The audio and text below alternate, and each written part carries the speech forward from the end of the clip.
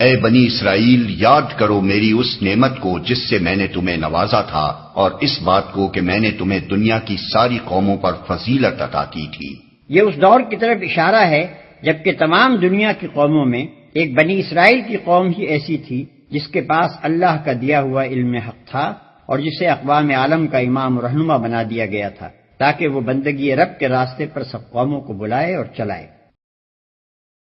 اور ڈرو اس دن سے جب کوئی کسی کے کام نہ آئے گا، نہ کسی کی طرف سے سفارش قبول ہوگی، نہ کسی کو فدیہ لے کر چھوڑا جائے گا، اور نہ مجرموں کو کہیں سے مدد مل سکے گی۔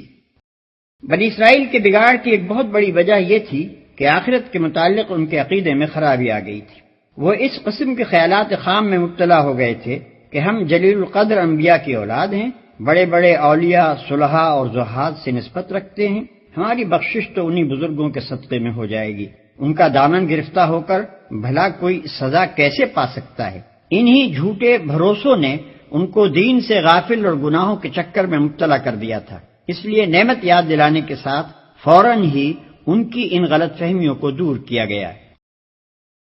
یاد کرو وہ وقت جب ہم نے تم کو فرعونیوں کی غلامی سے نجات بخشی، انہوں نے تمہیں سخت عذاب میں مبتلا کر رکھا تھا، تمہارے لڑکوں کو ذبح کرتے تھے اور تمہاری لڑکیوں کو زندہ رہنے دیتے تھے، اور اس حالت میں تمہارے رب کی طرف سے تمہاری بڑی آزمائش تھی۔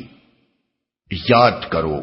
یہاں سے بعد کے کئی رکوعوں تک مسلسل جن واقعات کی طرف اشارے کیے گئے ہیں وہ سب بنی اسرائیل کی تاریخ کے مشہور ترین واقعات ہیں جنہیں اس قوم کا بچہ بچہ جانتا تھا، اسی لیے تفصیل بیان کرنے کے بجائے ایک ایک واقعے کی طرف مختصر اشارہ کیا گیا ہے۔ اس تاریخی بیان میں دراصل یہ دکھانا مقصود ہے کہ ایک طرف یہ اور یہ احسانات ہیں جو خدا نے تم پر کیے، اور دوسری طرف یہ اور یہ کرتوت ہیں جو ان احسانات کے جواب میں تم کرتے رہے۔ جب ہم نے تم کو فرعونیوں کی غلامی سے نجات بخشی۔ آل فرعون کا ترجمہ ہم نے اس لفظ سے کیا ہے، اس میں خاندان فرعونہ اور مصر کا حکمران طبقہ دونوں شامل ہیں۔ اور اس حالت میں تمہارے رب کی طرف سے تمہاری بڑی آزمائش تھی۔ آزمائش اس امر کی کہ اس بھٹی سے تم خالص سونا بن کر نکلتے ہو یا نری کھوٹ بن کر رہ جاتے ہو، اور آزمائش اس امر کی کہ اتنی بڑی مصیبت سے اس معجزانہ طریقے پر نجات پانے کے بعد بھی تم اللہ کے شکر گزار بندے بنتے ہو یا نہیں۔ یاد کرو وہ وقت جب ہم نے سمندر پھاڑ کر تمہارے لیے راستہ بنایا، پھر اس میں سے تمہیں بخیریت گزروا دیا، پھر وہیں تمہاری آنکھوں کے سامنے فرعونیوں کو غرقاب کیا،